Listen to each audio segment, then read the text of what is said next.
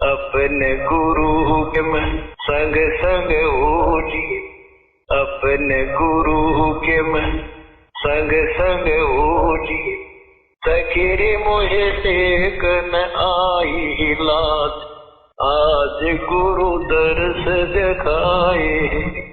अपने गुरु के मैं संग संग होली। गुरु जी के संग संग होने का मतलब, गुरु जी ने हमें जो भगत बन के अपनी जो रहनी करनी दिखाई है, एक भगत की भूमिका में परमात्मा ने जो कर्म करके दिखाए हैं, कहते हैं मैंने उनका अनुसरण कर लिया, मैंने उनकी संगति कर ली। अपने गुरु के मैं संग संग होली, उनके साथ में होली। अब साथ में कौन होगा? जिनके विचार एक समान होंगे। इष्ट मिले और मन मिले, मिले सकल सब रीत, कहे कबीर तहां जाइए रह संतन की। तो एक भगत वाले लक्षणों को, गुणों को अपने ऊपर धारण करके कह रहे हैं मैं अपने गुरु जी के साथ हो लिया। अब चाहे शीश कटे, चाहे जग रूठे, चाहे ये घर छूटे, मुझे तो मोक्ष प्राप्त करना है, अपने गुरुदेव जी को प्रसन्न करना है। और गुरुदेव जी के साथ साथ चलने में, उनकी संगति करने में, उनके वचनों पे चलने में हमें जो संघर्ष करना पड़ता है या पड़ेगा, परमात्मा कहते हैं उसमें भी तुम्हारा तप बनता है। तप, उसमें भी भक्ति बनती है। इस भक्ति मार्ग में भी परमात्मा ने बताया कि इसमें भी है तप, लेकिन इसमें वो तप नहीं है जो कुएं में उल्टा लटक जाए, ऊपर को पैर नीचे को सिर कर ले, पेट का पानी हिला दे, कहीं जंगल में जाके घोर तपस्या कर ले, धूना लगा ले। परमात्मा ने कहा कि वो तप नहीं। इस सतभक्ति मार्ग में तप बताया कि अपने गुरु जी के साथ साथ चलने में, उनके वचनों को निभाने में, उनके नियम और मर्यादाओं को निभाने में जो तुम्हें कष्ट आएंगे, किसी के पति की तरफ से, किसी की पत्नी की तरफ से, किसी के माता पिता की तरफ से, किसी के बेटा बेटी की तरफ से, तो किसी को समाज की तरफ से, कहते तुम जो संघर्ष करोगे उसमें भी तुम्हारा तप बनेगा, भक्ति बनेगी तुम्हारी। सतगुरु रामपाल जी। ताते सतगुरु शरणा लीजे, कपट भाव सब दूर करी जय, योग यज्ञ तप तान करावे, गुरु विमुख फल कबू न पावे। फिर वहीं जाकर खड़ा करते हैं परमात्मा कि गुरु के बिना कोई भी आप पुण्य करोगे, योग यज्ञ तप दान करा। यहां तप से तात्पर्य हठ योग से नहीं है। गीता जी अध्याय नंबर 17 के श्लोक 25 से 27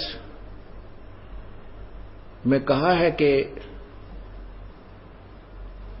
जो तप जो है, जैसे गुरु की वचन पालन करने में जो तप, दान धर्म करने में जो तप, तप माने जो, जैसे आप गुरु वचन पर का पालन करते हो, भाई ये साधना नहीं करनी, ये नहीं करनी, या पूजा नहीं करनी, ऐसे नहीं करना, तो उसमें जो भी बाधाएं आपके सामने आती हैं उनका संघर्ष करके उनको निमटना, उनसे वो संघर्ष, वो तप, यहाँ उस तप की तरफ संकेत है, ना कि अन्य तप की तरफ। तो परमेश्वर ने बताया अपने गुरु के मैं संग संग होली, सखी मोहे देख न आई लाज। अर्थात हमने इस प्रकार से संघर्ष करते हुए, और एक भगत किसी दूसरे को समझा रहा है, अपने साथी को, कि देख अपने गुरुजी के वचनों पे चलते हुए मैं जो समाज से मैं जो संघर्ष कर रही हूं, जगत से संघर्ष कर रही हूं, अपने परिवार से संघर्ष कर रही हूं, देख मुझे तो बिल्कुल भी लाज नहीं आ रही, मुझे तो कोई शर्म नहीं आती, मुझे तो भगवान पहचान में आ गया। अब मुझे कोई लोक लाज नहीं है मुझे किसी की, मैं किसी से नहीं डरती, चाहे कोई मुझे गुंडी कहे, चाहे मुझे कोई भूंडी कहे, मेरी सूरत राम में। तो मीराबाई का उदाहरण दिया परमात्मा ने कि आपको मीरा की तरह बनना पड़ेगा। मीरा अगर समाज की लोक लाज से, अपने परिवार के दबाव से अगर भक्ति छोड़ देती तो परमात्मा कहते हैं आज वो कहीं कुतिया बनी फिरती।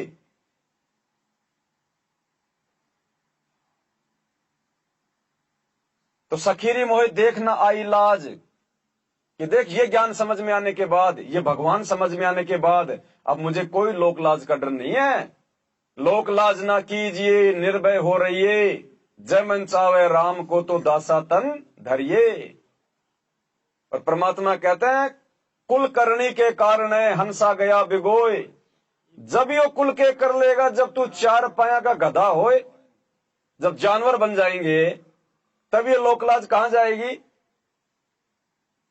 कुत्ता कुत्ती बन के नंगे घूमेंगे मार्केट में, तब वो शर्म कहां जाएगी जो आज गुरुजी के सत्संग सुनने में, उनकी आज्ञा का पालन करने में आज तो शर्म आती है। गहने उतार दूंगी तो मेरी सासू क्या कहेगी, आड़ोसी पाड़ोसन मुझे क्या कहेंगी, हे तेरा पति के मर गया, तू ऐसे कैसे विधवा की तरह रह रही है, तूने तो ढंग का खाना पीना भी छोड़ दिया, तो ये चड़कीले भड़कीले वस्त्र भी नहीं पहनती है, अरे कम से कम नाक में तो डाल ले छोटा सा। तो इस प्रकार से काल हमारे को विचलित करवाएगा।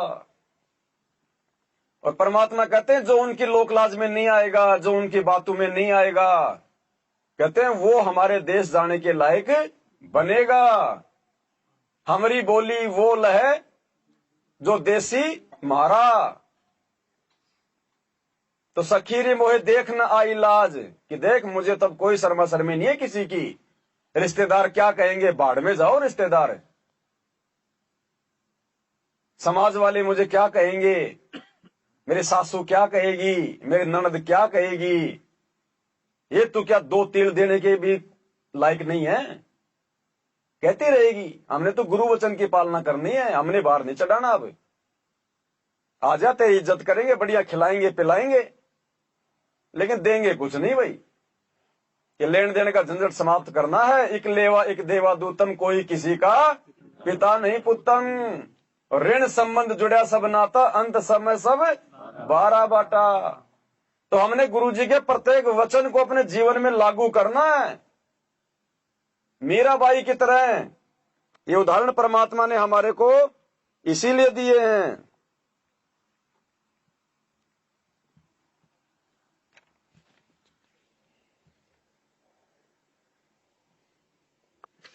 मीराबाई ने बोली चाहे मेरा सिर कट जा पर मैं सत्संग में जानता नहीं बना रह सकती।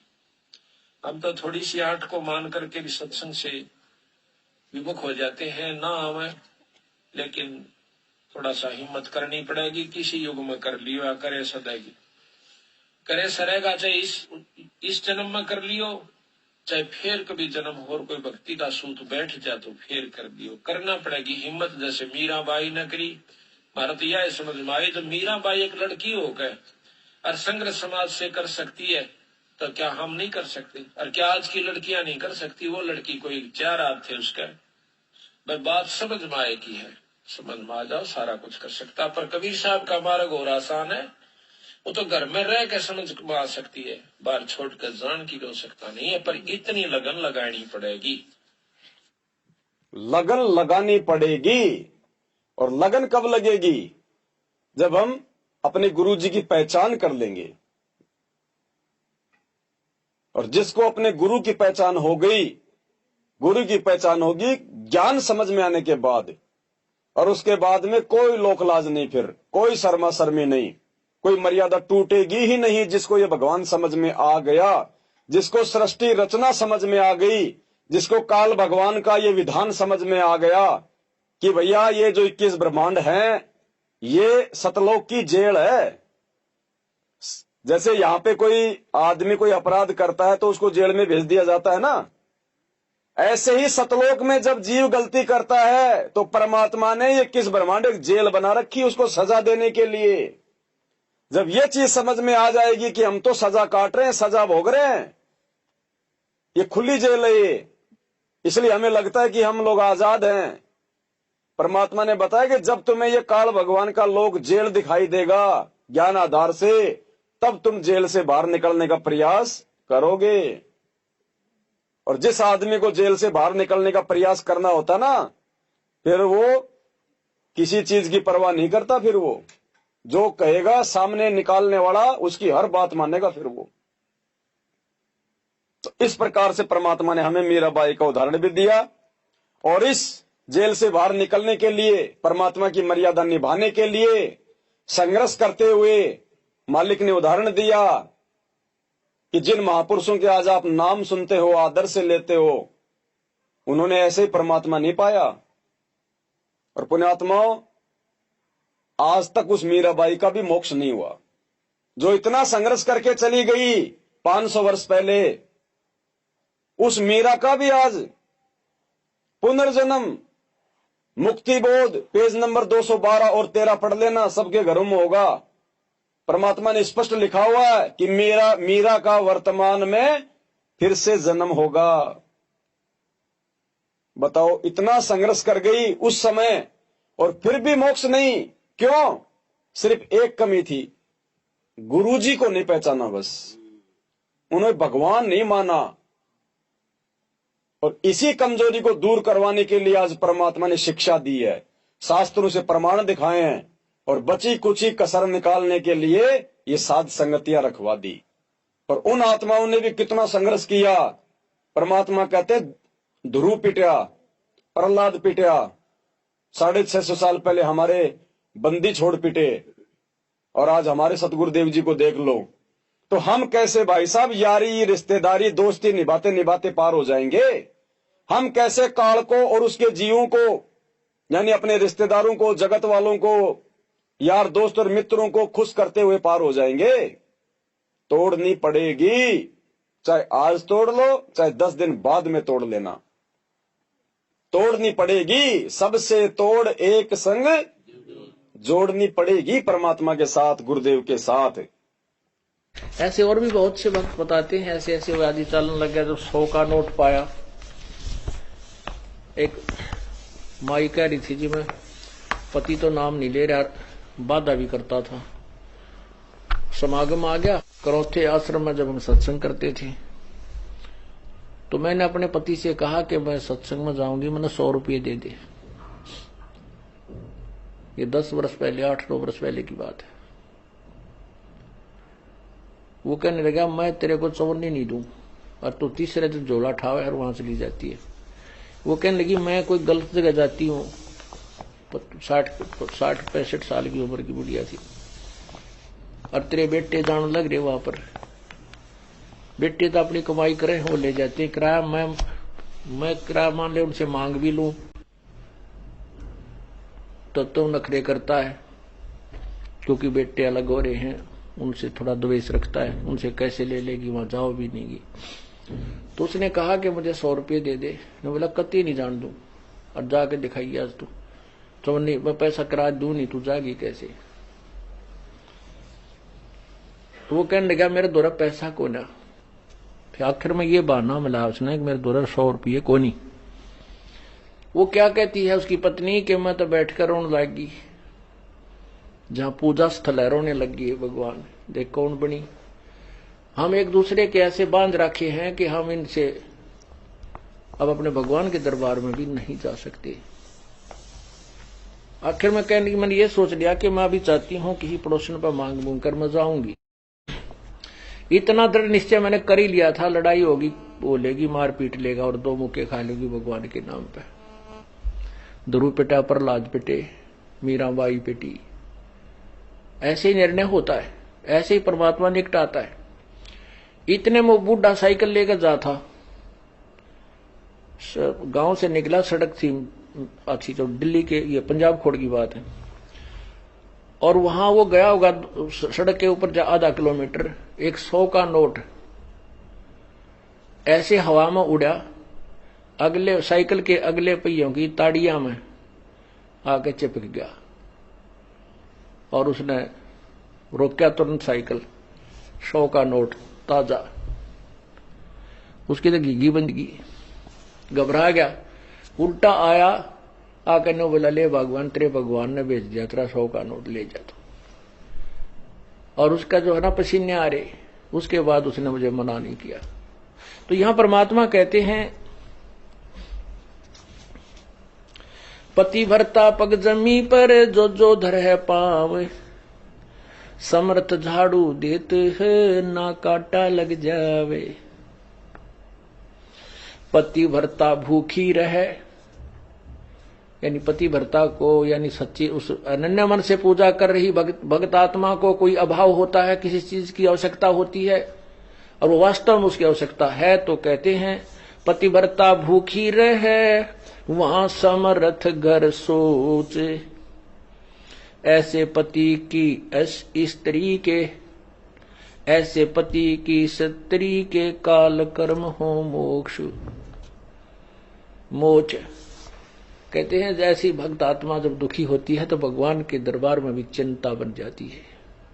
और ऐसे पति की स्त्री के काल कर्म हो मोक्ष, जो ऐसी दृढ़ता के साथ, समर्पण के साथ, पूरे विश्वास के साथ भगवान पर लगती है, उसके नाम पर, कहते हैं उन्हीं का मोक्ष होता है, उन्हीं के पाप कर्म नष्ट होते हैं। कहते हैं नुक्ते ऊपर रिच जगह रे कोट कर्म जल जा तुम्हारे। ये नुक्ते होते हैं जो हम लोग लाज और किसी परमात्मा के नाम पर ना किसी पति से, ना पत्नी से, ना पुत्र से कोई दबाव नहीं मानते अपने आत्म कल्याण के लिए, तो परमात्मा प्रसन्न होता है। परमात्मा कहते हैं मात पिता सुत स्त्री, मात पिता सुत सत्री, आलस बंधु कान, संत मिलन को जब चले ये अटका में आण। मात पिता, बालक है, बेटा है, बेटी है, माँ बाप नहीं जानते सत्संग में, जो 15-16 साल के 20 साल तक हैं वो माता पिता के अधीन होते हैं। और जो बुजुर्ग हैं वो जब बच्चे बड़े हो जाते हैं तो बच्चे बेटा बेटियां के अधीन हो जाते हैं, बेटे का अधीन हो जाते हैं। या फिर आलस, या फिर लोक लाज। जैसे आप यहां सत्संग में आते हैं, कोई ना कोई जरूर टकरा देगा, कहां चले, बेरा है सत्संग में जान दोगे, थारा तो पांव लिकट रहा है, तीसरे दिन वहां बैठे रहते हो। तो इस तरह के श्लोक सुना देते हो और आप जो ज्ञान में कमजोर है इन बातों से दबाव मानने लग जाता है और फिर वो आना भी कम कर देता है, उसको ज्ञान नहीं है। इसके लिए परमात्मा कहते हैं कि मात पिता सुत स्त्री और आलस बंधु कांड।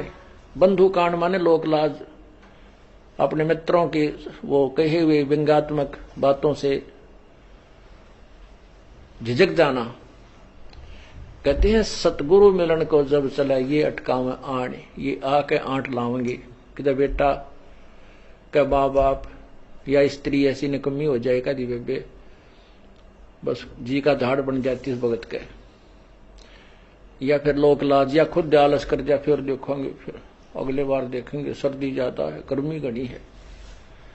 इनका अटकाया ना अटके जो सतगुरु दर्श को जाए, कहे कबीर सो संत है भाई आवागमन निसावे। कहते नुक्ते ऊपर रीत जगह। ऐसे हम थोड़ी बहुत भगवान के लिए पापीटिया करेंगे, संघर्ष करेंगे तो हमारे निकटाएगा, और केवल बात बनाते हैं परमात्मा या कोई भी क्रिया पूरी नहीं हो सकती। जैसे अब यहां कौन आएंगे, वो आएंगे जो पूर्ण रूप से परिचित हो चुके हैं इस ज्ञान से। सतगुरु रामपाल जी भगवान की। तो बार बार परमात्मा ने ज्ञान को आधार बनाने के ऊपर जोर दिया है, क्योंकि ज्ञान को आधार नहीं बनाएंगे तो ना भक्ति समझ में आएगी, ना भक्ति करवाने वाला समझ में आएगा, और यूं ही धक्के खाते रहेंगे हम बार बार परमात्मा से दूर होकर। तो परमेश्वर ने बताया अपने गुरु के में संग संग होली, सकीरी मोहे देख न आई लाज। तो अब इस परमात्मा की प्राप्ति के मार्ग में जो भी बाधाएं, चाहे परिवार की तरफ से, चाहे समाज की तरफ से, चाहे काम धंधे की तरफ से अगर आती हैं, तो बेशक वो हमसे दूर हो जाएं तो हो जाएं, वो हमसे छूट जाएं तो छूट जाएं, लेकिन पुण्यात्माओं अब की बार हमारे गुरुदेव हमारे से नहीं छूटने चाहिए। और जब गुरु हमारे पास में है तो सब कुछ हमारे पास में है। कुछ भी तो नहीं गया। परमात्मा फिर से आपका साथी उनको बना देगा। उनको भी फिर किसी न किसी बहाने, किसी न किसी कारण से अपने शरण में ले लेगा और वो भी आपके साथी हो जाएंगे, वो भी हमारे जो है पंथी हो जाएंगे। और आज यदि हमने उन काल प्रेरित जीवों से डर के, सहम के, लोकलाज में आके यदि हम भक्ति से दूर हट जाते हैं, या फिर हम भक्ति भी कर रहे हैं लेकिन मर्यादा तोड़ के, क्योंकि उनकी भी बात मान रहे हैं, उनकी जो क्रिया है वो भी कर रहे हैं और इधर भक्ति भी कर रहे हैं, तो भी बात नहीं बनेगी। फिर क्या होगा, एक दिन ज्ञान परमात्मा का पूरी धरती पे जाएगा। और जिन जिन घरों में परमात्मा ने हमें जन्म दिया और हमें अपनी शरण में लिया है, और अभी तक हमारे जो रिश्तेदार हैं, जो नाती है, जो अभी तक परमात्मा का विरोध कर रहे हैं, शरण में नहीं आए हैं, ये भी डेफिनेटली बात है। भगत के घर में जितने भी अनपदेशी हैं, आने वाले समय में परमात्मा की शरण में आएंगे वो शरण में परमात्मा के। तो जब वो परमात्मा की शरण में आएंगे और जब उनको ज्ञान होगा, अपनी गलतियों का एहसास होगा, और वो हमसे भी ज्यादा जो है दृढ़ता के साथ में लगेंगे, उस समय फिर वो हमारी उन कमजोरियों का मजाक उड़ाया करेंगे कि रे नालायक, हमें तो ज्ञान नहीं था उस समय, तूने तो हमारे से पहले नाम ले रखा था, तूने तो इतने सत्संग सुन रखे थे, फिर तू कैसे हमारी बातों में आके तू गुरुजी की मर्यादा जो है वो तोड़ा करता था, तू काहे का भगत है। फिर क्या मुंह दिखाओगे अपने उन्हीं रिश्तेदारों को, शर्मिंदा होना पड़ेगा। और आज यदि हम दृढ़ रहेंगे, माँ बाप यदि भक्ति ना करने दे, कह दे कि नहीं निकल जा, तेरा जमीन में कोई हिस्सा नहीं है, कोई प्रॉपर्टी में हिस्सा नहीं है, तो माता पिता को हाथ जोड़कर प्रेम से कि माता जी, जब आपके पेट में था तब मुझे नहीं पता था बाहर का कि मेरे हिस्से में जमीन कितनी आएगी, मकान कितना आएगा। आपकी जमीन प्रॉपर्टी आपको मुबारक, हमें तो दुनिया की सबसे बड़ी प्रॉपर्टी भक्ति मिल गई। कबीरा सब जग निर्धना, धनवंता ना कोई, धनवंता सोई जानिए जिसके पास सतगुरु रूपी धन होए। मुबारक, एक सेकंड में नहीं सोचना, तुरंत जवाब दो, नैले पे दला, तो उनकी आंखें फड़फड़ा जाएंगी कि हमको ज्यादा तो नहीं बोल गए इसको। क्योंकि काल का प्रथम दाव है डराना, वो डराएगा, वार नहीं कर सकता भगत के ऊपर, अगर मर्यादा में है तो वो डराएगा। जैसे हाथी के ऊपर कोई व्यक्ति बैठा है तो गुरुदेव कहते हैं वो भौंकेंगे, माहौल ऐसा बना देंगे कि बस खाए खाए, लेकिन हाथी के सवार की पहुंच उनसे बहुत दूर होती है। अगर खुद ही अगर डर के मारे नीचे उतर गया फिर तो वो पिंडी पाड़ेंगे। तो कल को हमने अपने उन रिश्तेदारों के आगे शर्मिंदा ना होना पड़े। बहुत सारे एग्जाम्पल हैं परमात्मा ने दिए हुए सत्संगों में दृढ़ता के लिए। एक भाई को ज्ञान समझ में आ गया, दृढ़ता के साथ में लग गया, उसकी पत्नी को नहीं आया, और जब घर में वो भक्ति करता था, वो सारी परंपरा, वो रीति रिवाज छोड़ दिए, तो पत्नी नाराज हो गई, झगड़ा होता, और एक दिन बोली या तो बाबा रामपाल को या फिर मेरे को, दो में से एक को चुन ले। तो भाई ने हाथ जोड़ के कहा कि देखो मैंने तो बाबा रामपाल को चुन लिया, आपको रहना है तो आपकी इज्जत करूंगा, अपनी जिम्मेदारी निभाऊंगा, आपने नहीं रहना है तो जबरदस्ती हाथ पकड़ के नहीं रखूंगा आपको, आपकी मर्जी। जिसने जन्म दिया है चुगा पानी वो देगा। और वो मायके चली जाती है, 6 महीने बाद में खुद ही आती है, फिर माँ से फोन करवाती है कि बुला ले तेरे जवाई को। कब? जब हम दृढ़ रहेंगे तब काल झुकेगा। हम पहले घुटने टेक देंगे तो काल तो हावी होगा ही फिर हमारे ऊपर। तो अब ज्ञान होने के बाद में ये मौका नहीं चूकना। यही समझाते हैं परमात्मा सत्संगों में, 4-4, 5-5 घंटे गुरुदेव के सत्संग करने का और कोई मकसद नहीं होता था। यही मकसद होता था कि ये आत्माएं भक्ति पे दृढ़ हो जाएं, काल इनसे मर्यादा ना तोड़वाए, क्योंकि मर्यादा टूटते फिर परमात्मा जो समर्थ है वो भी असमर्थ हो जाता है काल को दिए गए अपने वचन के अनुसार। गरीबदास जी ने अपनी वाणी में कहा, हम कौन सी वाणी है? अनंत कोटि बाजी जहां हम रचे सकल ब्रह्मांड, और गरीबदास मैं क्या करूं यो काल करे जीव खंड। कि जिस समय ये मेरे भक्तों की मर्यादा तुड़वा देता है उस समय मैं भी असमर्थ हो जाता हूं इस काल को दिए गए वचन के अनुसार। क्योंकि इसने यही वचन मांगा था कि परमात्मा आप नीचे जाओगे, जीवों को ज्ञान समझाओगे, हे परमात्मा, जो आपके ज्ञान को सुन के जो भक्ति पे जो आदमी दृढ़ हो जाए वो आपका हंस, बाकी जबरदस्ती किसी के साथ मत करना। बाकी जो आपके ज्ञान को ना समझे, जो आपकी मर्यादाओं में ना रहे, जो आपके वचन पे ना चले, वो मेरा भोजन, उसको जबरदस्ती ना ले जाना। तो परमात्मा ने कहा तथास्तु। इसलिए परमात्मा को आके इतना ज्ञान देना पड़ता है जोर दे दे के, क्योंकि वो जबरदस्ती नहीं करेगा। इसलिए परमात्मा ने सत्संग का तरीका अपनाया अपने विधान को बताने के लिए। तो हमने भी इतना सब कुछ ज्ञान लेने के बाद में परमात्मा को दुखी नहीं करना चाहिए। कहते हैं जिन बातों से गुरु दुख पावे उन बातों को दूर बहावे। तो इतना सब कुछ समझाने के बाद 27 वर्षों से, और आज भी यदि हम 3-3 भगवानों की पूजा करेंगे, 2-2 भगवानों की पूजा करेंगे, तो कैसे हमारा परमात्मा हम पे प्रसन्न होगा, और कैसे बात बात पे मर्यादा तोड़ने वालों की बात बनेगी। तो कोशिश करनी हम सभी भगत भाई बहनों ने, ये मौका बार बार नहीं आएगा। तो कहते हैं अपने गुरु के मैं संग संग होली, अपने गुरु के मैं संग संग होली, अपने गुरु के मैं सखीरी मोहे देख न आई लाज, आज गुरु दर्श दिखाए री, सखीरी मोहे देख न आई आज गुरु दर्श दिखाए री, सखीरी मारे जगे पूरब ले भाग, आज गुरु दर्श दिखाए री, सखीरी मारे जगे पूरब ले भाग, आज गुरु दर्श दिखाए।